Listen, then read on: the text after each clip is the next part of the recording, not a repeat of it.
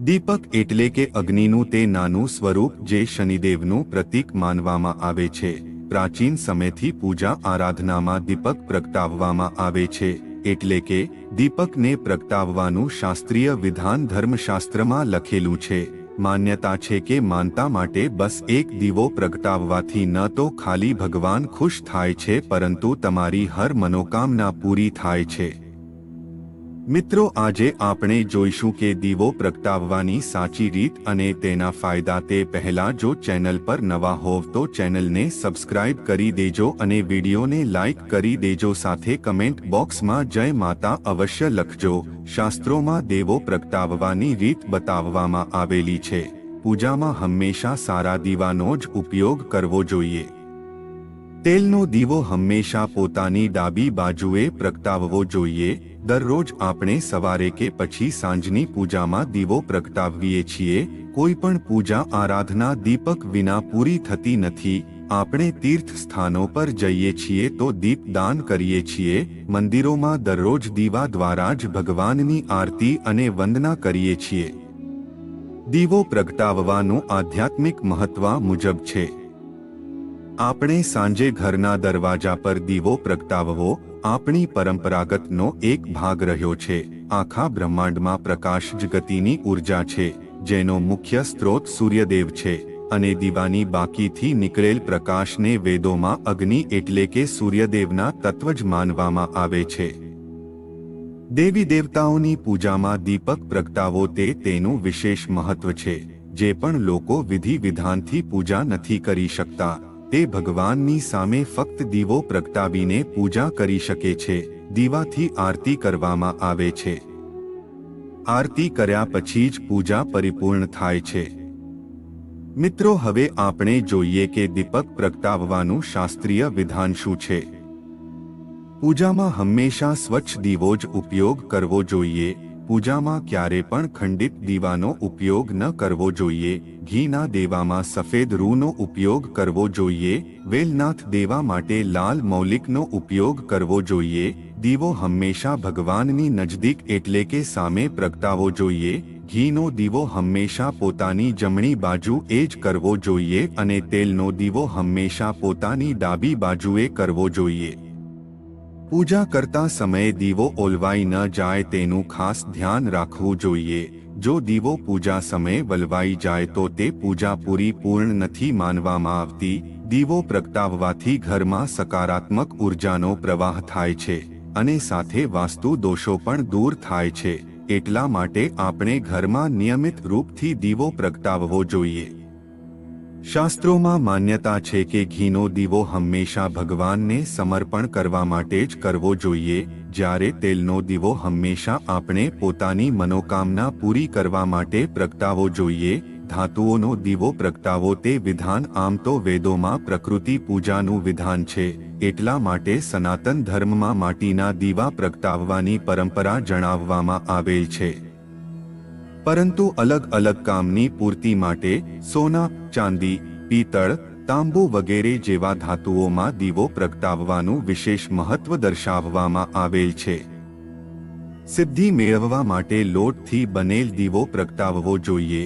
શનિ અને મંગળની કૃપા મેળવવા માટે માટીના વાસણ દીવો પ્રગટાવવો જોઈએ. સૂર્ય અને ગુરુની કામના માટે સોનાના પાત્રમાં દીવો પતાવવો જોઈએ.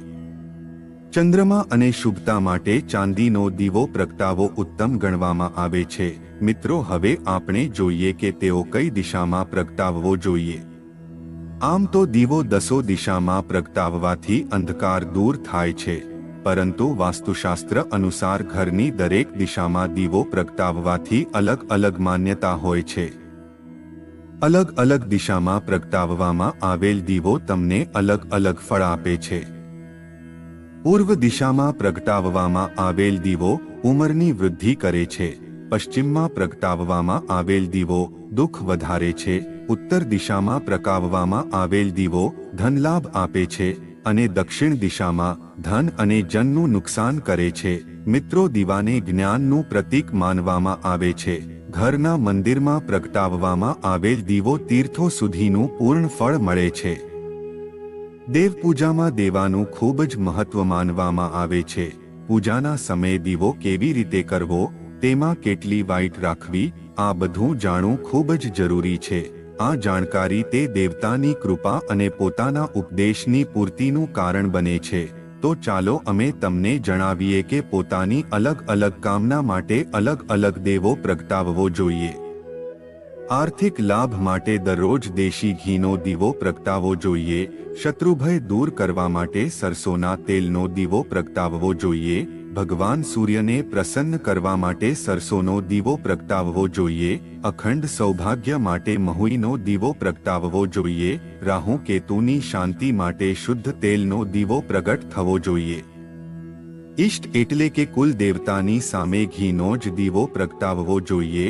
અખંડ દીવા માટે હંમેશા ઘી કે તલના તેલનો જ ઉપયોગ કરવો જોઈએ. હનુમાનજીની કૃપા મેળવવા માટે ચમેલીના તેલનો દીવો પ્રગટાવવો જોઈએ. શનિદેવની કૃપા મેળવવા માટે સરસોના તેલ ઉપયોગ કરવો. ભૈરવને પ્રસન્ન કરવા સરસોના તેલનો દીવો પ્રગટાવવો જોઈએ.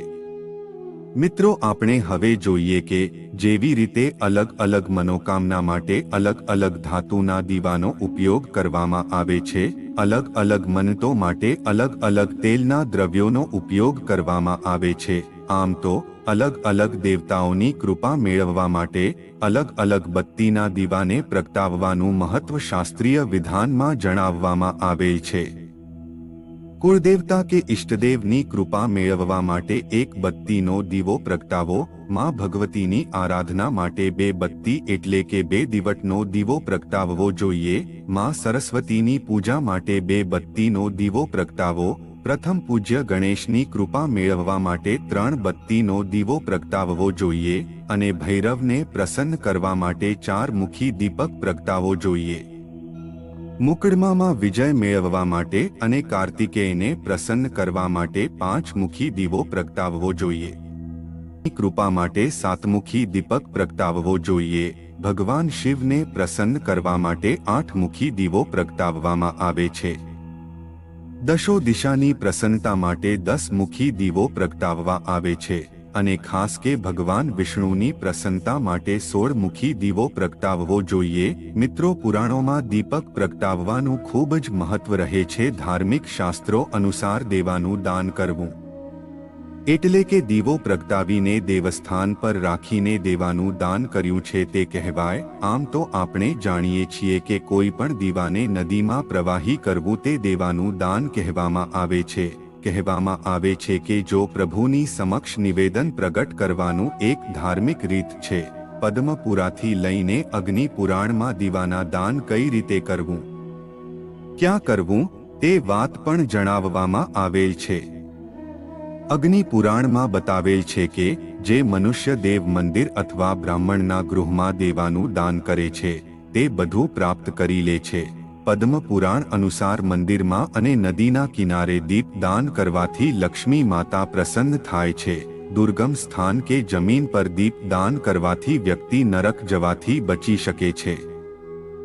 મિત્રો, હવે જોઈએ કે દીવાનું દાન ક્યારે કરવું જોઈએ. તો બધા સ્નાન પર્વ અને વ્રતના સમયે દીપ દાન કરવામાં આવે છે. નરક ચતુર્દશી અને યમ દ્વિતીયાના દિવસે પણ દીપ દાન કરવું એક વિધાન છે.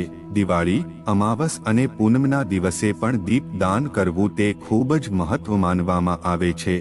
કાર્તિક માસમાં કરેલ દીપ દાનમાં લક્ષ્મીની કૃપા અપાવે છે.